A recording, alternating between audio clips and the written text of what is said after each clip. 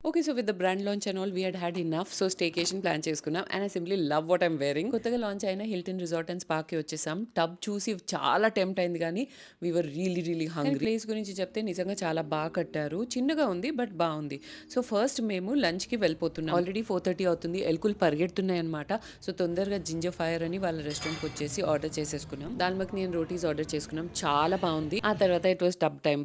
ఒక్కొక్క muscle relax అయిపోయింది. Obviously నా బ్రాండ్ గురించి నేనే మాట్లాడకపోతే ఇంకెవరు మాట్లాడతారు. సో, ఓ డాంప్ రాసేసుకున్నాను. And just check out the glow. That is all I would say. తర్వాత నేను విల్లి గారు ఒక రొమాంటిక్ వాక్‌కి వెళ్ళాము. స్పా చాలా టెంప్టింగ్ అనిపించింది. కానీ స్పా టైమింగ్స్ అయిపోయాయంట. సో, నెక్స్ట్ డేకి స్లాట్ బుక్ చేసుకున్నాం. అబ్బబ్బబ్బా! ఎన్ని రోజులకి ఇలా రిలాక్స్డ్‌గా లేచాము. ఏం అజెండా లేదు. మార్నింగ్ వైబ్ ఎంజాయ్ చేసి స్పాకి వెళ్ళిపోయాం.